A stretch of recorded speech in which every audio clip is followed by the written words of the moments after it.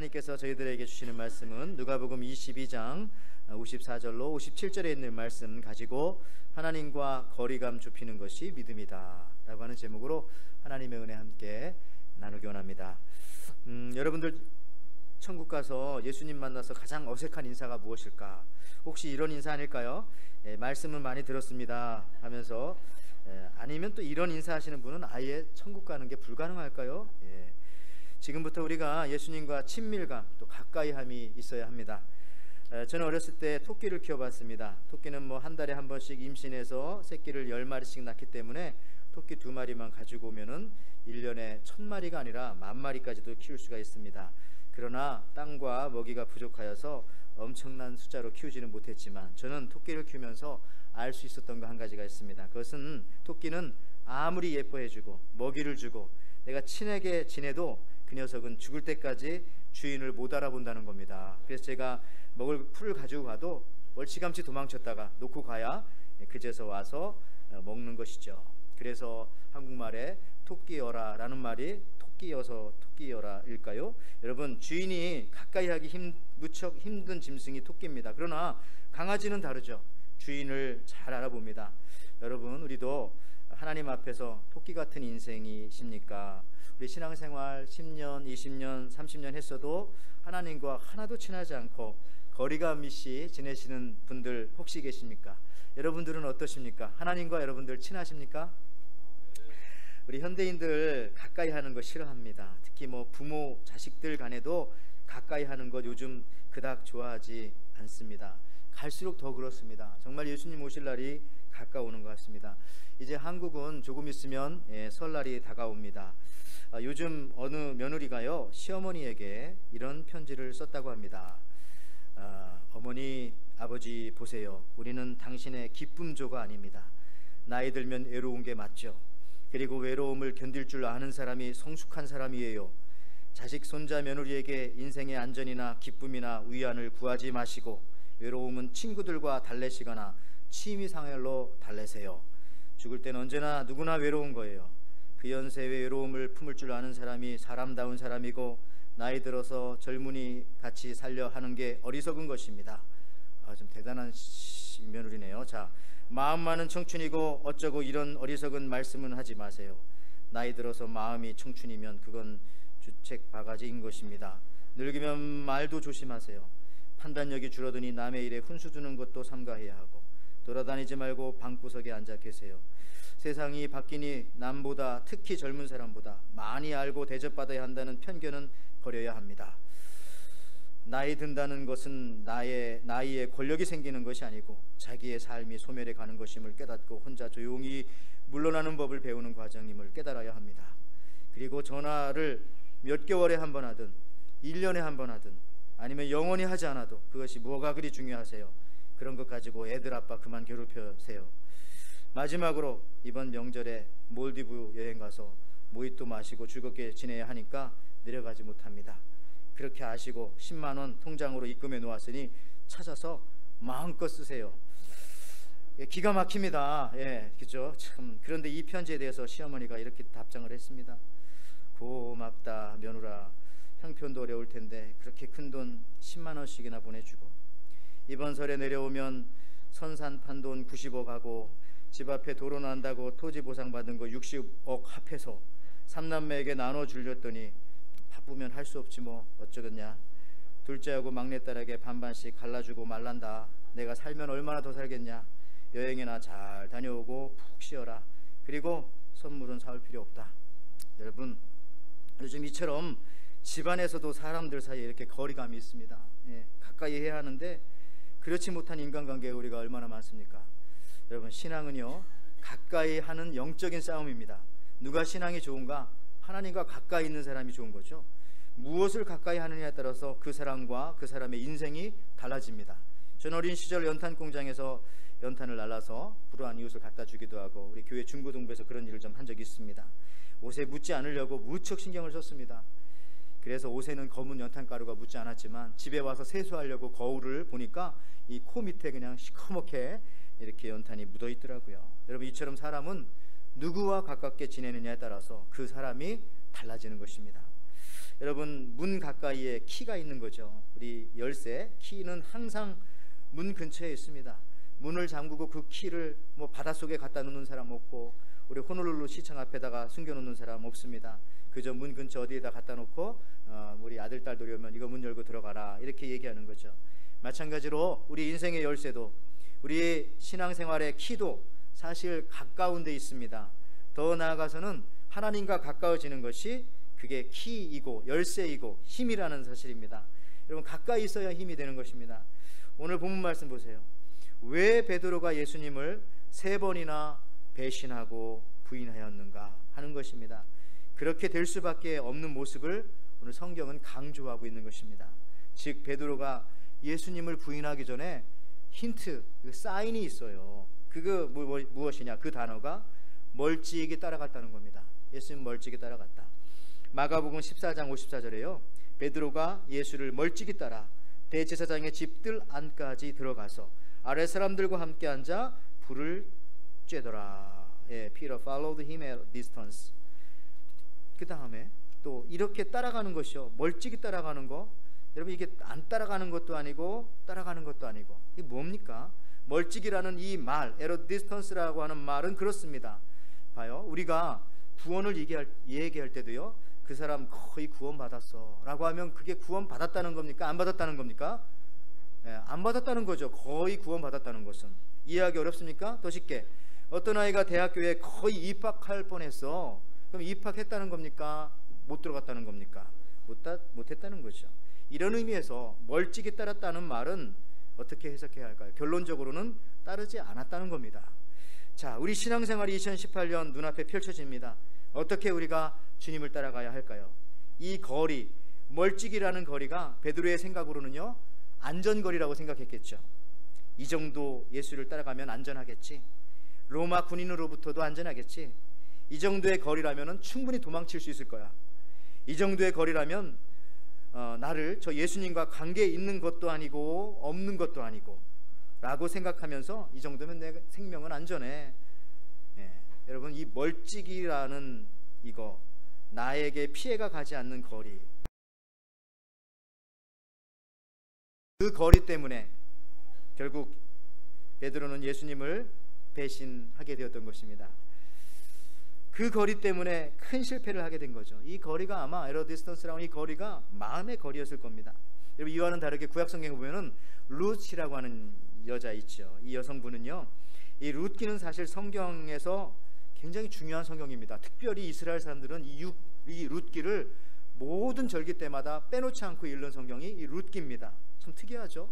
이 룻이라고 하는 모압 여인, 이방 여인을 다룬 내용인데, 사실은 그 중요한 내용은 다윗 왕조가 어떻게 출발했는가, 그것을 보여주는 내용이기 때문에 그래요. 그래서 이 룻기를 보지 않으면요, 사무엘 상하, 역대 상하, 열왕기 상하, 이 6개의 성경이 절대로 풀리지가 않습니다. 그래서 이 룻기는 중요한데, 자, 왜 다윗이 누구인가를 설명해 주기 위해서, 다윗의 근본 뿌리는 그의 증조 할머니인 이 룻으로부터 시작된다는 겁니다. 룻은 모압 여인이라고 해서 멸시받는 이방 여인이었습니다. 그의 남편 기럐은 몸이 허약해서 일찍 죽었습니다. 룻 홀로 남았죠. 그리고 그의 시동생까지 죽었고 가문이 완전히 망한 상태에서 그녀의 시어머니 나오미는 착한 사람이었기에 룻을 불러서 이렇게 말합니다. 며느리에게, 야, 이제 너 네 고향 모압 땅으로 자유롭게 돌아가거라. 가서 편히 살거라. 그러나 룻은 이때 이렇게 고백합니다. 룻기 1장 16절에요. 룻이 가로되 나로 어머니를 떠나며 어머니를 따르지 말고 돌아가라. 강권하지 마옵소서. 어머니께서 가시는 곳에 나도 가고 어머니께서 유숙하시는 곳에서 나도 유숙하겠나이다. 어머니의 백성이 나의 백성이 되고 어머니의 하나님이 나의 하나님이 되시리니. 이렇게 말할 수 있었던 것은 그가 시어머니 나오미와 거리가 없었다는 겁니다. 그래서 성경은 이것을요, 붙쫓았더라 이렇게 말합니다. Ruth clung to her. 더 달라붙었다. 자, 룻기 1장 14절 보십시오. 그들이 소리를 높여 다시 울더니 오르바는 그 시모에게 입맞추되 룻은 그를 붙쫓았더라. 세번역 성경에는요, 그들은 다시 한번 큰 소리로 울었다. 마침내 오르바는 시어머니에게 입맞추면서 작별 인사를 드리고 떠났다. 그러나 룻은 오히려 시어머니 곁에 더 달라붙었다. 이렇게 더 달라붙었다. 여러분들, 사실 이 공관복음서에서 모두 이 베드로의 이 멀찍이 따라가는 상태를 다 기록하고 있습니다. 빼놓지 않고 있습니다. 그만큼 이 단어가 중요하다는 겁니다. 멀찍이라고 하는 이 단어, 에러디스턴스라고 하는 이 단어, 이 부분이 중요한 거죠. 이 거리의 틈이 바로 사단이 파고 들어와서 집 짓고 살아가는 그런 그 지역이에요. 거기가 예수님을 부인하기에 충분한 거리라는 겁니다. 한 사람 인생을 망가뜨릴 수 있는 충분한 거리가 바로 멀찍이, 에러디스턴스라고 하는 이 거리. 여러분, 주일 한 번 빠지는 거 별거 아니지만 그것 때문에 2번, 3번 그러다 보면 영원히 하나님과 이 오르바처럼 빠이빠이 하고 떠날 수도 있는 겁니다. 여러분, 지난번 말씀드렸잖아요. 뒷동산의 큰 바위, 우리 200년 300년 전에 우리 조상들이 그걸 어떻게 큰 바위를 잘라서 집으로 옮겨서 그것을 조각했을까요? 처음에는 조그마한 구멍을 바위에다가 내죠. 그리고 거기다가 물을 붓습니다. 겨울이 됩니다. 물이 얼면은 팽창하죠. 그럼 바위가 조금 금이 갑니다. 또 물을 붓습니다. 하룻밤 지나면 또 팽창하죠. 갈라지죠. 나중엔 집차면한 바위가 쩍 갈라지면서 그렇게 해서 운반해서 작품을 만드는 것이죠. 그래서 여러분, 이 작은 금이지만 그 금을 통해서 큰 바위가 갈라지듯이 이 조그마한 거리 같지만, 멀찍이라고 하는 이 거리 같지만, 이것 때문에 우리가 주님을 부인하고 배신하고 또 영원한 나락으로 떨어질 수도 있다는 것입니다. 여러분, 누가복음 22장 54절에도요 성경은 이것을 그대로 3번이나 기록해 놓고 이걸 강조하고 있어요. 우리 뭐 그렇게 하지 말라고. 자, 누가복음 22장 54절 오늘 본문이죠.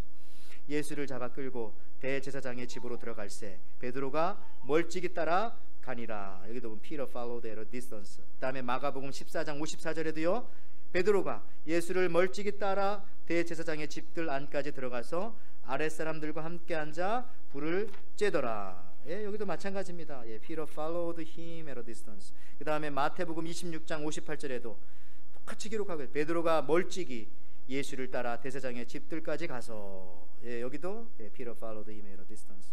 자, 이 멀찍이라고 하는 에러디스턴스라고 하는 이 거리를 왜 자꾸 이렇게 성경은 새 공관복음이 하나도 빼놓지 않고 기록하고 있었을까?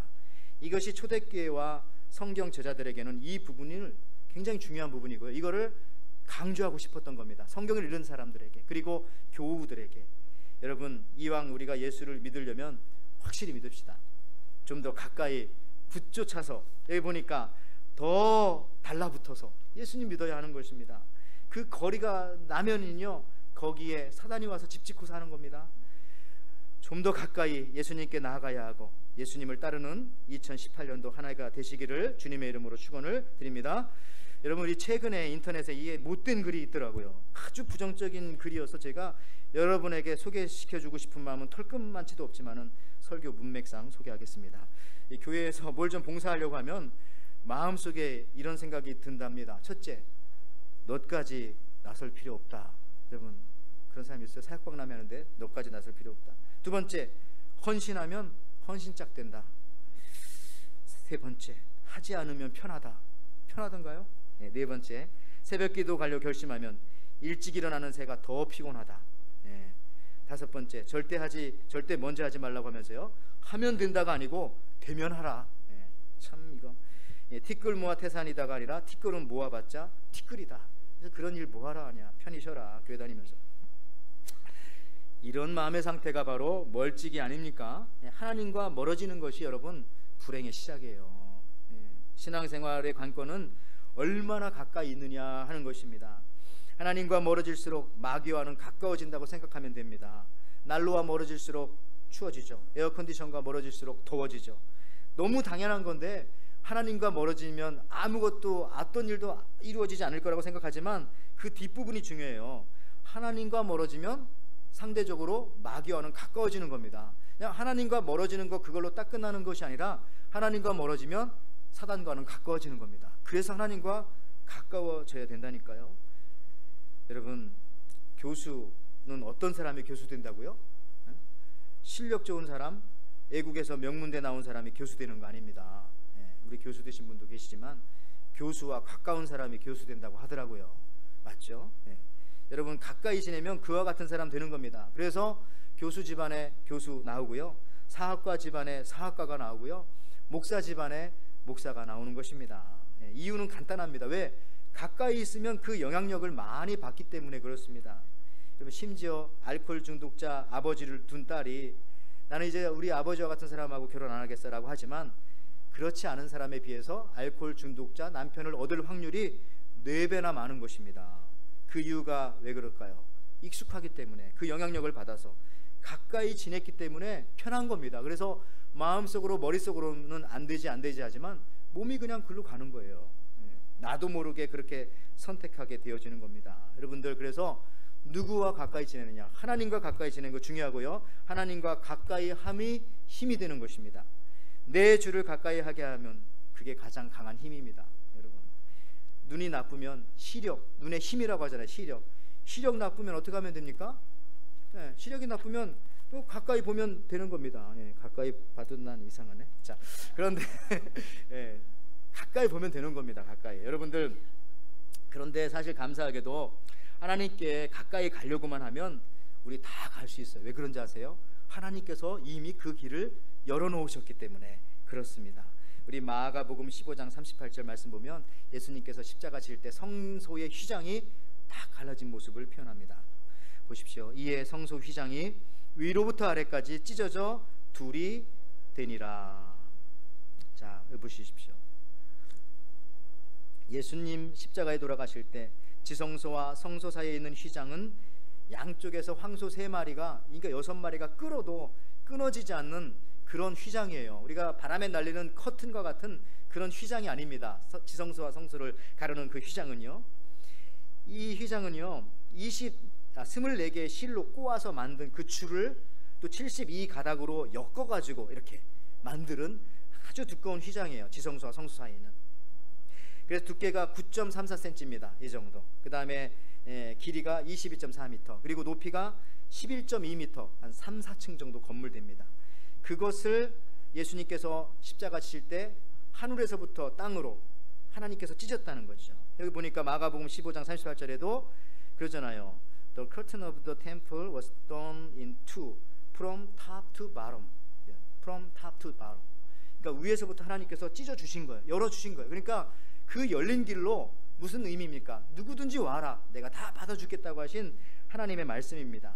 이 두꺼운 것, 이게 제사장 300명이 들고 가서 빨아야 이 클린할 수 있는 그런 커튼이었거든요. 그것을 하나님께서 위에서부터 밑으로 찢어서 우리에게 길을 내어주신 것입니다. 여러분들, 그래서 누구든지 우리가 하나님께 가기를 원하기만 하면 예수님께서 다 끌어가시는 것입니다.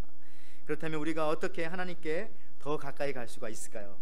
하나님께 가까이 가는 방법은 너무 다양합니다. 이 시간 제가 다 말씀드릴 수 없고 몇 가지만 말씀드리자면요, 성공하는 사람들 살펴보면은 똑똑한 사람이 성공하지 않더라고요. 똑똑한 사람은 이용을 좀 천재들이 성공하지 않더라고요. 기술이 많이 있는 사람들이 성공하지 않더라고요. 아웃라이어라고 하는 책에 보면 어떤 사람이 그러면 성공하느냐, 이 사람이 연구를 했거든요. 지구상에 살아있는 많은 사람 중에서 성공하는 사람들의 습관, 첫 번째, 반복하는 사람입니다. 반복하는 사람이 성공한다는 것이죠. 능숙한 것이고 어떤 일을 계속 하다 보니까 그 일에 가까운 것이에요. 그 일에 아주 그냥 달인이 된 것입니다. 예를 들어서 우리 지난번 말씀드렸던 허드슨 강의 기적이라고 하는 사건, 2016년도 영화로도 만들어졌고 2009년도에 그 맨하튼에서 있었던 그 라가 공항에서 비행기 떴다가 새떼와 부딪혀서 맨하튼 시내에 떨어질 뻔했는데 허드슨 강에 잘 착륙시켰던 이 셜리라고 하는 체슬리 셀리번이라고 하는 기장, 이 사람의 그 영화가 있지 않습니까? 그걸 보면은요, 이 셜리는요 19,000시간을 비행을 했던 사람이에요. 그러니까 달인이죠. 비행기가 뜨고 내리는 거에 대해서 너무 많이 경험을 했고 그 판단력에 대해서도 늘 생각하고 있던 사람, 그래서 달인에 가깝게 그 일을 했던 것입니다. 많은 것을 반복하고 오래 하다 보니까 그렇게 된 것이죠. 그게 가까워지는 방법 중에 하나라는 겁니다.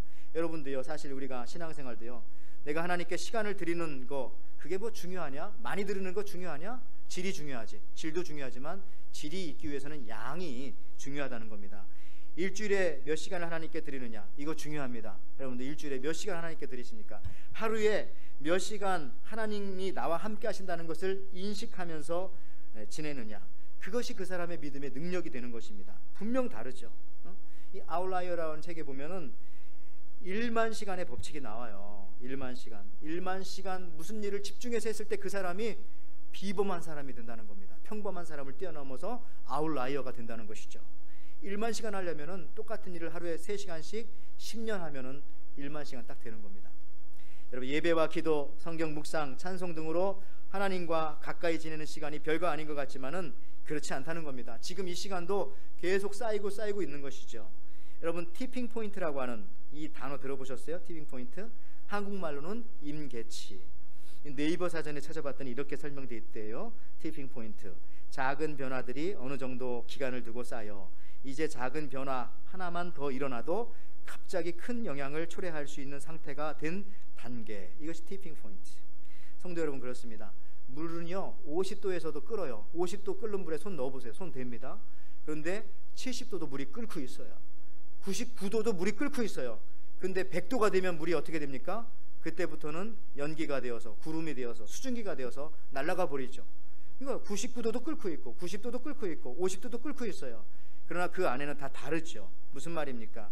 이 티핑 포인트가 되면 달라진다는 거죠. 하나님과 지속적으로 가까이 하다 보면요, 지금 아무 변화 없는 것 같지만 솔직히 우리 가운데서도 어떤 사람은 지금 하나님을 향해서 50도로 끓고 있는 사람도 있고 80도로 끓고 있는 사람도 있고 99도로 펄펄 끓고 있는 사람도 있어요. 그 사람은 조금만 더 끓어보세요. 그러면 확 날아가는 겁니다. 여러분들, 내가 뭐 하고 있냐 싶지만은 새벽 예배 나오는 거, 수요 예배 나오는 거, 예배 자리 나오는 거, 주님 말씀 가지고 묵상하고 기도하는 시간들 너무너무 중요해요. 그것이 하나님께 가까이 가는 것 중에 하나입니다. 굉장히 좋은 방법이에요. 그러다 보면은 놀라운 뉴월드가 펼쳐지게 된다는 거죠. 야고보서 4장 8절 말씀 보시면, 자, 하나님을 가까이 하라. 그리하면 너희를 가까이 하시리라. 죄인들아, 손을 깨끗이 하라. 두 마음을 품는 자들아, 마음을 성결하게 하라. 자, 하나님을 가까이 하는 방법 중에 여기 또 특별하게 말씀하시네요. 두 마음을 품지 않는 것, 이것이 하나님 가까이 한다는 겁니다. 그렇죠?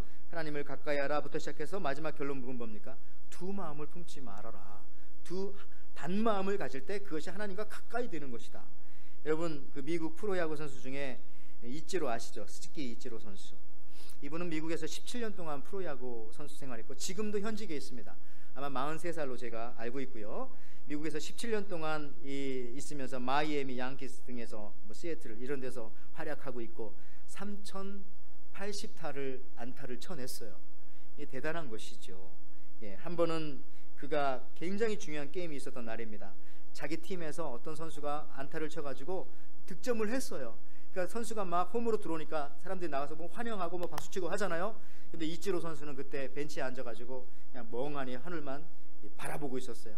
그러니까 이제 기자들이나 이런 사람들이 물어봤죠. 왜 그러냐라고 했을 때 이치로가 그때 그렇게 말한 겁니다. 그 당시 아직 게임이 끝나지도 않았는데 왜 지금 거기 나가서 이렇게 환영하는 얘기죠. 게임이 지금 진행되고 있는 거잖아요. 그죠? 승리가 아직 확정되지 않았다는 겁니다. 끝날 때까지 끝난 것이 아닌데 나는 집중하고 싶다는 거죠. 이 게임의 결론에 집중하고 싶다는 것이죠. 그래서 여러분, 이겨도 아직 끝은 아니고 지금 지고 있더라도 이게 끝이 아니잖아요. 마지막 가면 역전해서 이길지 어떻게 합니까? 그래서 이치로 선수 이런 선수입니다. 여러분들, 이치로 선수가 말이죠, 이 미국에 오면서 영어를 잘하려고 자기보다 연상의 여인, 나이가 많습니다. 물론 일본계 미국인이죠. 그 여인과 결혼까지 한 겁니다. 다른 것들 다 포기하고. 여러분들, 이 세상 사람들도 이렇게 성공하려고 이렇게 하는데 우리 신앙인들 아닙니까? 왜 세상과 하나님을 같이 섬기려고 하고 있고, 이거 불가능한 일인데 가까이 하려고 하는 겁니까? 한쪽은 멀어져야 한쪽에 가까워지는 겁니다. 하나님과 가까워지면서 세상과 어떻게 가까워질 수 있습니까? 여러분, 우리가 귀신입니까? 두 몸을 가지고 있게 우리 몸 하나잖아요. 하나님과 가까이 가야 되는 것입니다. 여러분들, 이제 우리가 하나님과 가까워져야 하는데요, 어느 정도로 가까워져야 되는가? 옆에 있는 친구처럼 말할 수 있어야 됩니다. 여러분, 오늘 이렇게 예배드리러 오면서도 예수님, 저 오늘 예배드리러 갑니다. 지금도 내 안에 계시지만은 또 오늘도 은혜 받게 해주세요. 이런 말씀하고 오셨어요? 많이 그러셨네요.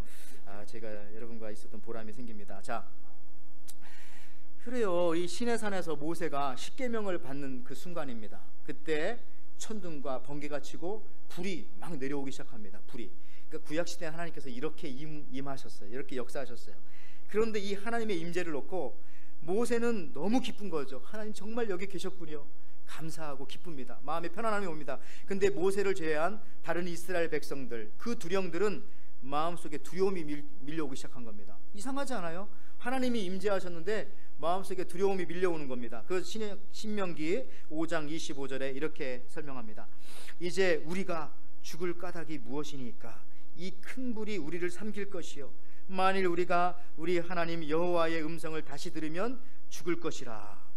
앞서 말씀드린 내가 키운 토끼처럼 그냥 그 풀을 먹이를 주려고 오는데도 무서워가지고 뒤로 막 도망가는 거죠. 주인이 오는데도. 이스라엘 백성들 지금 하나님께서 임재하셨는데 모세는 기뻐하는데 다른 사람들은 자기들 죽을까봐 다 두려워하는 겁니다. 이게 어찌된 일입니까? 그때 하나님께서 이렇게 말씀하시죠. 야 모세, 너는, 자 보세요, 신명기 5장 31절, 모세에게 이렇게 말합니다. 너는 여기 내 곁에 서 있으라. 내가 모든 명령과 규례와 법도를 내게 이르리니 너는 그것을 그들에게 가르쳐서 내가 그들에게 기업으로 주는 땅에서 그들에게 이것을 행하게 하라 하셨나니 But you stay here with me 라고 하면서, 백성들은 나를 무서워하지만 하나님 임재하셨는데 모세, 너는 나와 함께 여기 있자 라고 하나님께 이런 말씀 하잖아요. 얼마나 좋은 말. 너 여기 내 곁에 서 있어라. 이런 음성 여러분 들으셨어요? 이렇게 하나님과 여러분 대화하시면서 하십니까? 아니면 하나님 나타나면 무섭습니까? 죄를 져서 무서운가요? 여러분, 자, 신약 성경에 보면 예수님께서 12제자를 부르신 목적이 무엇입니까? 여러분 이거 분명히 아셔야 됩니다. 예수님께서 12제자를 부른 목적은 그들을 일시키고 사역을 위해서 먼저 부르신 것이 아닙니다. 우리 제자 훈련할 때 그 오카노 목사님이 제자 훈련 그 둘째 시간인가 셋째 시간에 나와요. 그 뭐라고 나오냐면, 자 마가복음 3장 14절 말씀을 대면서 이렇게 말씀합니다. 보세요. 이에 12를 세우셨으니 이는 자기와 함께 있게 하시고 또 보내사 전도도 하며. 자, 예수님께서 우리들을 불러주신 이유는 함께 있으려고 그게 첫 번째 이유입니다. 예수님 우리와 함께 하시길 원하십니다. 그런 다음에 전도도 하고, 그런 다음에 일도 하고, 사역도 하고, 여러 가지 사역들을 하는 것이죠. 여러분들, 주님이 우리에게 원하시는 것은 바로 우리 자기와 함께 있는 것입니다. 이 친밀한 관계를 갖기를 원하십니다. 우리와 가까이 있기를 원하십니다. 그것이 우리를 부르시고 구원하신 첫 번째 목적입니다. 물론 어떤 사람은 봉사하다가 하나님과 가까워집니다. 어떤 사람들은 또 전도하다가 하나님과 가까워집니다. 어쨌든 결국 가서 마지막에는 주님과 같이 지내는, 가까이 지내는, 그것이 목적이에요. 그것 때문에 우리가 전도도 하고 사역도 하고 또 우리 믿음의 성도들도 만나고 예배도 드리고, 다 그겁니다. 여러분 시편 73편 27절에서 28절 말씀 보십시오. 무릇 주를 멀리하는 자는 망하리니. 마음에 확 와닿지 않아요? 무릇 주를 멀리하는 자는 망하리니 음녀같이 주를 떠난 자를 주께서 다 멸하시리라. 하나님께 가까이함이 내게 복이라. 내가 주 여호와를 나의 피난처로 삼아 주의 모든 행사를 전파하리이다. 여러분 성경에서 여러 가지 복이 있지만은 물질의 축복, 자녀의 축복, 건강의 축복, 장수의 축복, 또 신약 성경에는 팔복을 비롯해서 많은 축복이 있지만 그래도 그 중에 가장 강한 파워풀한 축복은 하나님을 가까이 하는 축복입니다. 하나님을 가까이 하는 축복을 받으면은요, 내가 잘 돼도 감사하고, 내가 안 돼도 감사하고, 내 몸이 건강해도 기뻐할 수 있고, 내 몸이 아파도 하나님께 감사하고 하나님 앞에 나아갈 수 있다는 겁니다. 이유가 뭡니까? 하나님께 피할 수 있기 때문에 그렇습니다.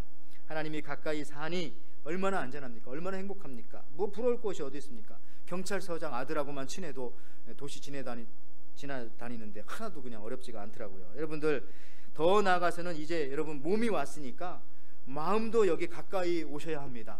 그래서 예수님께서 마가복음 7장 6절에 이르시되 이사야가 너희 외식하는 자들에 대하여 잘 예언하였도다. 기록하였으되 이 백성이 입술로는 나를 공경하되 마음은 내게서 멀도다. 몸이 왔으니까 이제 마음도 나와 함께 오지 않겠니? 마음도 나와 가까이 하지 않겠니? 여러분 하나님과 가까운 것은 첫째, 몸도 가까이 있어야 하는 것, 이거 중요합니다. 그리고 마음도 가까이 있어야 합니다. 그러려면 여러 번 훈련과 반복이 필요합니다. 몸이 가까이 있어야 사실 마음도 가까이 있는 거죠. 또 반대도 성립합니다. 마음이 가까이 있어야 또 몸도 가까이 있을 수 있는 것이죠. 사실 우리가 모세보다 하나님과 가까운 사람이에요. 하나님은 모세한테 너 여기 내 곁에 서 있어라 라고 말했지만, 지금은 우리 하나님이 어디 계십니까? 쑥 들어와서 내 안에 계시잖아요. 내 안에 계시잖아요. 그러니까 모세보다 하나님과 더 가까운 사람이 지금 저와 여러분이라는 겁니다. 이런 엄청난 은혜와 축복을 매일 우리가 받고 살아가는 거죠. 그래서 우리가 매일 주님과 실제로 대화해야 됩니다. 주님이 옆에 있는 것으로 치고 말하는 게 아닙니다. 주님 여기 계시다고 생각하고 말하라, 그게 아닙니다. 예수님 여기 계십니다. 여기 계시고 내 안에 계시고 내가 있는 그곳에 항상 계시는 그 주님과 우리가 대화하는 거죠. 결국 예수님을 가까이 한다는 것은 예수님을 인격적으로 만나야 함을 말합니다. 인격적인 만남, 그 친밀함, 그것이 바로 가까이 함입니다. 제가 끝으로 이제 인격적인 만남을 가지고 사는 삶이 무엇인지를 잘 보여주는 동영상은 아니고 이렇게 라디오 방송에 나왔던 내용 여기 이렇게 해놓은 게 있습니다.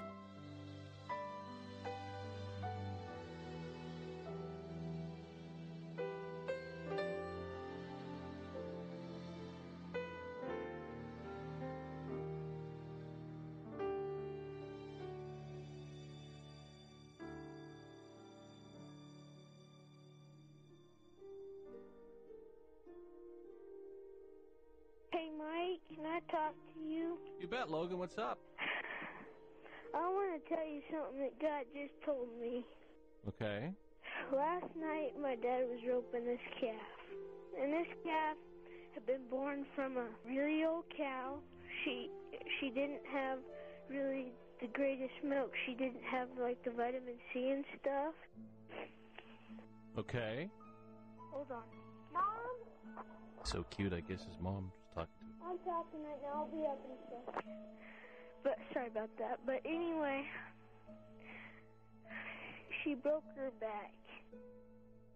And this morning I went out and put her down myself. I was talking to God. I was asking God why she was special. And God said, you know, Logan, but my son was special, but he died for a purpose. It's kind of the same thing. That calf was close to me, and God's son was close to him. Logan, you're so right. It's true. Think you're gonna be okay? Yeah, I'll be fine. But I wanted to tell you guys that is so important. Just remember, when you lose a loved one or a pet, always remember that God gave his son too. And he understands. He will always understand. He will always just run to him. Logan, you're wiser than you know, buddy. Oh, sometimes I don't think I'm wise. Trust me, I've done a lot of stupid stuff. But I've learned from it. Yeah, but see, buddy, that's what makes you wise. Somebody that learns from their mistakes. Oh, I just figured I'd better call and share with you guys. Love you. Love you too. Bye. Bye-bye.